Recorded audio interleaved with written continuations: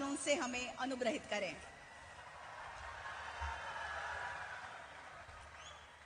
मुंबई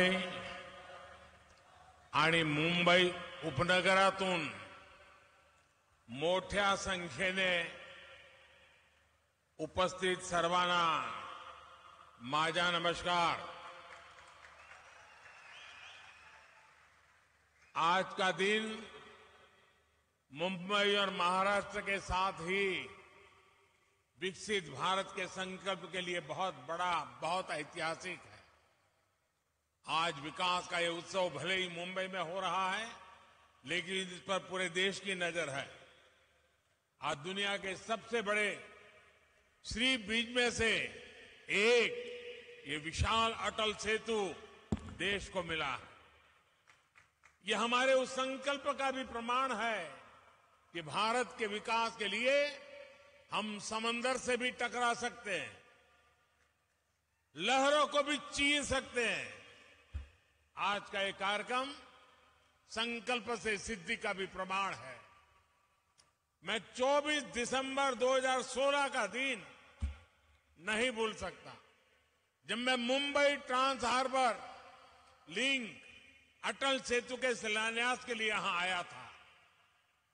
तब मैंने छत्रपति शिवाजी महाराज को नमन करते हुए कहा था कि लिख कर रखिए, देश बदलेगा भी और देश बढ़ेगा भी।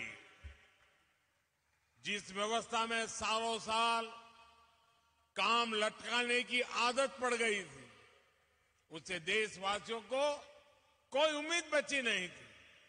लोग सोचते थे कि उनके जीते जी बड़े प्रोजेक्ट पूरे हो जाएं, ये मुश्किल ही है।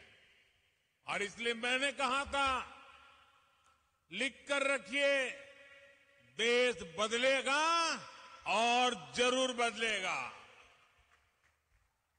ये तब मोदी की गारंटी थी। और आज मैं छत्रपति शिवाजी महाराज को फिर नमन करते हुए, मुम्बरा देवी को नमन करते हुए, सिद्धि विनायक जी को प्रणाम करते हुए ये अटल सेतु मुंबईकरों को, देश के लोगों को समर्पित कर रहा हूं। कोरोना के महासंकट के बावजूद मुंबई ट्रांस हार्बर लिंक का काम बहुत पूरा होना बहुत बड़ी उपलब्धि है। हमारे लिए शिलान्यास, भूमि पूजन, उद्घाटन और लोकार्पण सिर्फ एक दिन का कार्यक्रम भर नहीं होता। नहीं, ये मीडिया में आने के लिए और जनता को रिझाने के लिए होता है। हमारे लिए हर प्रोजेक्ट भारत के नवनिर्माण का माध्यम है। जैसे एक एक ईंट से बुलंद इमारत बनती है, वैसे ही ऐसे हर प्रोजेक्ट से भव्य भारत की इमारत बन रही है। साथियों, आज यहां देश के मुंबई और महाराष्ट्र के विकास से जुड़े हुए 33,000 करोड़ रुपए के प्रोजेक्ट का शिलान्यास और लोकार्पण हुआ है। ये प्रोजेक्ट रोड, रेल, मेट्रो, पानी जैसी सुविधाओं से जुड़े हुए हैं। आज व्यापार जगत को मजबूती देने वाली आधुनिक भारत रत्न और नेक्स्ट वन बिल्डिंग भी मुंबई के लिए को मिली है। इसमें से अधिकतर प्रोजेक्ट तब शुरू हुए थे जब महाराष्ट्र में पहली बार डबल इंजन की सरकार बनी थी। इसलिए महाराष्ट्र में देवेंद्र जी से लेकर के अब एकनाथ शिंदे जी, अजीत पवार जी तक पूरी टीम के प्रयासों का परिणाम है। मैं उन सबको बधाई देता हूं। मैं आज महाराष्ट्र की बहनों को भी बधाई दूंगा। इतनी बड़ी तादाद में महिलाओं का आना, इन माताओं बहनों का हमें आशीर्वाद देना, इससे बड़ा सौभाग्य क्या होता है। देश की माताओं बहनों बेटियों के सशक्तिकरण की जो गारंटी और जो गारंटी मोदी ने दी है ना, उसको महाराष्ट्र सरकार भी आगे बढ़ा रही है। मुख्यमंत्री महिला सक्षमीकरण अभियान, नारी शक्ति दूत एप्लीकेशन और लेख लाड़की योजना ऐसा ही एक उत्तम प्रयास है। आज यहां इस आयोजन में हमें आशीर्वाद देने के लिए इतनी बड़ी संख्या में हमारी माताएं, बहनें और बेटियां आई हुई है। विकसित भारत के निर्माण के लिए भारत की नारी शक्ति का आगे आना, नेतृत्व करना उतना ही आवश्यक है। हमारी सरकार का निरंतर प्रयास है कि माताओं, बहनों, बेटियों के रास्ते में आने वाली हर रुकावट को दूर करें, उनकी जिंदगी आसान बनाएं। उज्ज्वला का गैस सिलेंडर हो, आयुष्मान योजना के तहत 5 लाख रुपए के मुफ्त इलाज की सुविधा हो, जनधन बैंक खाते हो, पीएम आवास के पक्के घर हो, घरों की रजिस्ट्री महिलाओं के नाम हो, गर्भवती महिलाओं के बैंक खाते में 6,000 रुपया भेजना हो, नौकरी करने वाली महिलाओं को वेतन के साथ 26 हफ्ते की छुट्टी देना हो, सुकन्या समृद्धि खातों के माध्यम से ज्यादा ब्याज देना हो। हमारी सरकार ने महिलाओं के हर चिंता का ध्यान रखा है। डबल इंजन की सरकार किसी भी राज्य में हो, महिला कल्याण उसकी सबसे प्रथम प्रमुख हमारी गारंटी है। आज जो योजनाएं शुरू हो रही है वो भी इसी दिशा में बड़ा कदम है। मेरे परिवारजनों, बीते कई दिनों से देश में Mumbai trans harbour link Atal Setu की चर्चा हो रही है। आज जो कोई अटल सेतु को देख रहा है, तो इसकी तस्वीरें देख रहा है, वो गौरव से भर उठता है। कोई इसकी विशालता से, समुद्र के बीच उसकी अड़ी छवि से मंत्रमुग्ध है। कोई इसकी इंजीनियरिंग से प्रभावित है। जैसे इसमें जितनी वायर लगी है, उससे पूरी पृथ्वी के 2 बार चक्कर लग सकते हैं। इस प्रोजेक्ट में जितना लोहा, स्टील इस्तेमाल किया है, उससे हावड़ा ब्रिज 4 हावड़ा ब्रिज और 6 स्टैच्यू ऑफ लिबर्टी का निर्माण हो सकता है। कोई इस बात से खुश है कि अब मुंबई और रायगढ़ की दूरी और सिमट गई है। जिस यात्रा में पहले कई घंटे लगते थे, अब वही यात्रा कुछ मिनटों में ही हो जाया करेगी। इससे नवी मुंबई के साथ साथ पुणे और गोवा भी मुंबई के और पास आ जाएंगे। इस ब्रिज को बनाने में जापान ने जो सहयोग किया है, उसके लिए मैं जापान सरकार की विशेष रूप से आभारी हूं। मैं आज अपने प्रिय मित्र स्वर्गीय शिंजो आबे को जरूर याद करूंगा। इस ब्रिज के निर्माण को जल्द से जल्द पूरा करने का संकल्प हम दोनों ने मिलकर लिया था। लेकिन साथियों, अटल सेतु को हम इतने सीमित दायरे में नहीं देख सकते। अटल सेतु भारत की उस आकांक्षा का जयघोष है जिसका आह्वान साल 2014 में पूरे देश ने किया था। जब मुझे चुनाव की जिम्मेवारी दी गई थी, तो 2014 के चुनाव के कुछ समय पहले मैं रायगढ़ किले पर गया था। छत्रपति शिवाजी महाराज की समाधि के सामने बैठ करके कुछ पल मैंने बिताए थे उन संकल्पों को सिद्धि में बदलने की, उनकी इच्छा शक्ति, जनशक्ति को राष्ट्र शक्ति बनाने की, उनकी दृष्टि की, सब कुछ मेरी आंखों के सामने और आशीर्वाद बनकर के आया था। उस बात को 10 साल हो रहे हैं। इन 10 वर्षों में देश ने अपने सपनों को सच होते देखा है, अपने संकल्पों को सिद्धियों में बदलते हुए देखा है। अटल सेतु इसी भावना का प्रतिबिंब है। युवा साथियों के लिए यह नया विश्वास लेकर आ रहा है। उनके बेहतर भविष्य का रास्ता अटल सेतु जैसे आधुनिक इंफ्रास्ट्रक्चर से होकर ही गुजरता है। अटल सेतु विकसित भारत की तस्वीर है। विकसित भारत कैसा होने वाला है उसकी एक झलक है। विकसित भारत में सबके लिए सुविधा होगी, सबकी समृद्धि होगी, गति होगी, प्रगति होगी। विकसित भारत में दूरियां सिमटेगी, देश का कोना कोना जुड़ेगा, जीवन हो या आजीविका, सब कुछ निरंतर बिना रुकावट के चलेगा। यही तो अटल सेतु का संदेश है। मेरे परिवारजनों, बीते 10 वर्षों में भारत बदल गया है। इसकी चर्चा खूब होती है। बदले हुए भारत की तस्वीर तब और साफ हो जाती है जब हम 10 वर्ष के पहले भारत को याद करते हैं। 10 साल पहले हजारों लाखों करोड़ रुपए के मेगा स्कैम्स की चर्चा होती थी। आज हजारों करोड़ रुपए के मेगा प्रोजेक्ट के पूरे होने की चर्चा होती है। सुशासन का एक संकल्प देश भर में दिख रहा है। देश ने नॉर्थ ईस्ट में भूपेन हजारिका सेतु और बोगीबील ब्रिज जैसे मेगा प्रोजेक्ट पूरे होते देखा है। आज अटल टनल और चेनाब ब्रिज जैसे प्रोजेक्ट की चर्चा होती है। आज एक के बाद एक बनते एक्सप्रेसवे की चर्चा होती है। आज हम भारत में आधुनिक और भव्य रेलवे स्टेशन बनते देख रहे हैं। ईस्टर्न और वेस्टर्न फ्रेट कॉरिडोर रेलवे की तस्वीर बदलने वाले हैं। वंदे भारत, नमो भारत, अमृत भारत ट्रेनों सामान्य जन के सफर को आसान और आधुनिक बना रही है। आज हर कुछ सप्ताह में देश किसी न किसी कोने में नए एयरपोर्ट का लोकार्पण होता है।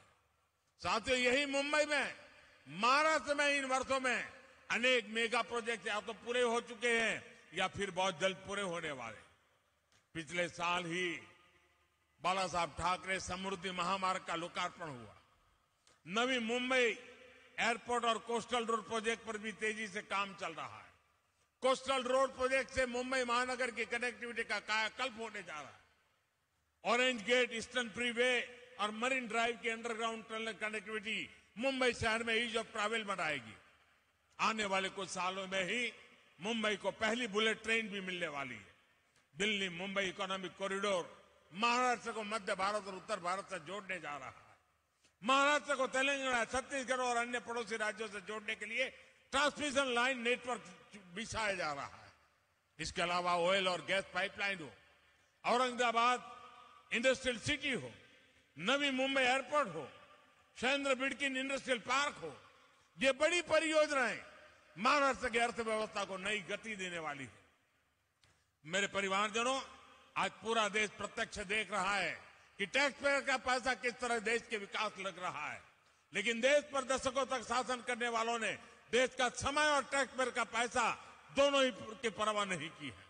इसलिए पहले के दौर में कोई प्रोजेक्ट या तो जमीन पर उतरता ही नहीं था या फिर दशकों तक लटका रहता था। महाराष्ट्र तो ऐसे अनेक प्रोजेक्ट का साक्षी रहा है। नीलवंडे डैम का काम 5 दशक पहले शुरू हुआ था। इसे हमारी सरकार ने पूरा किया। उरण खारकों पर रेल लाइन पर भी लगभग 30 दशक पहले काम शुरू हुआ था। ये डबल इंजन की सरकार ने पूरा किया है। नवी मुंबई मेट्रो प्रोजेक्ट भी लंबे समय तक लटका रहा। यहां डबल इंजन की सरकार बनने के बाद हमने इसे गति दी और अब पहला चरण पूरा हो चुका। ये जो अटल सेतु आज हमें मिला है, इसकी प्लानिंग भी कई सालों पहले चल रही थी। यानी मुंबई के लिए इसकी जरूरत सबसे अनुभव की जा रही थी, लेकिन इसे पूरा करने का सौभाग्य हमें मिला। और आप याद रखिए, बांद्रा वर्ली सी लिंक प्रोजेक्ट अटल सेतु से करीब 5 गुना छोटा है। 5 गुना छोटा है। पहले की सरकार में उसको बनते बनते 10 साल से ज्यादा लगे थे और बजट 4-5 गुना अधिक बढ़ गया था। ये तब सरकार चला रहे लोगों के काम करने का तरीका था। साथियों, अटल सेतु जैसे इंफ्रास्ट्रक्चर प्रोजेक्ट सिर्फ सुविधा ही नहीं देते बल्कि रोजगार के भी बहुत बड़े साधन होते। इसके निर्माण के दौरान मेरे करीब 17,000 मजदूर भाई बहनों और 1,500 इंजीनियर्स को सीधा रोजगार मिला। इसके अलावा ट्रांसपोर्ट से जुड़े कारोबार, निर्माण से जुड़े दूसरे बिजनेस में जो रोजगार मिला वो अलग है। अब ये इस पूरे क्षेत्र में हर प्रकार के बिजनेस को बल देगा। Ease of doing business, ease of doing life, इसके लिए बढ़ाएगा। मेरे परिवारजनों, आज भारत का विकास 2 पटरियों पर एक साथ हो रहा है। आज एक तरफ गरीब का जीवन बेहतर बनाने के लिए महाअभियान है, तो दूसरी तरफ देश के कोने कोने में चल रही महापरियोजनाएं। हम अटल पेंशन योजना भी चला रहे हैं और अटल सेतु भी बना रहे हैं। हम आयुष्मान भारत योजना भी चला रहे हैं और वंदे भारत, अमृत भारत ट्रेन भी बना रहे हैं। हम पीएम किसान सम्मान निधि भी दे रहे हैं और पीएम गति शक्ति भी बना रहे हैं। आज का भारत ये सब कुछ एक साथ कैसे कर पा रहा है? इसका जवाब है नियत और निष्ठा। हमारी सरकार की नियत साफ है। आज सरकार की निष्ठा सिर्फ और सिर्फ देश के प्रति और देशवासियों के प्रति है। और जैसी नियत होती है, जैसी निष्ठा होती है, वैसे ही नीति भी होती है और जैसी नीति होती है वैसी रीति भी होती है। जिन्होंने लंबे समय तक देश पर शासन किया, उनकी नीयत और निष्ठा दोनों सवाल के घेरे में रही।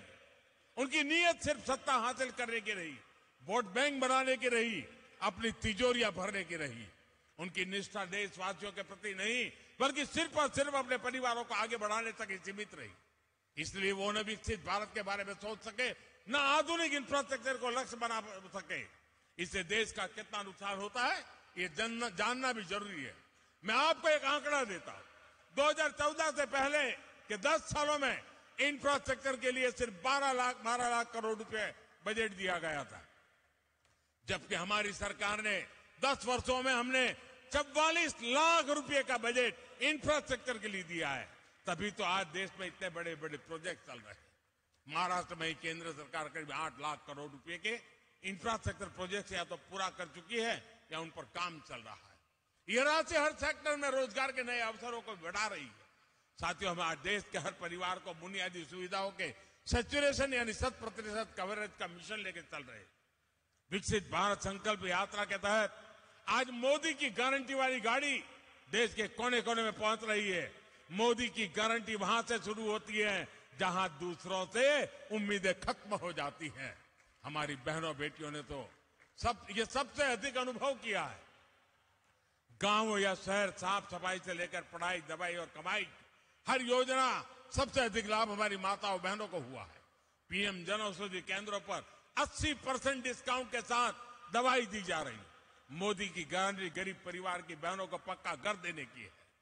जिन्हें पहले किसी ने नहीं पूछा, उन्हें पहली बार मोदी ने पूछा है।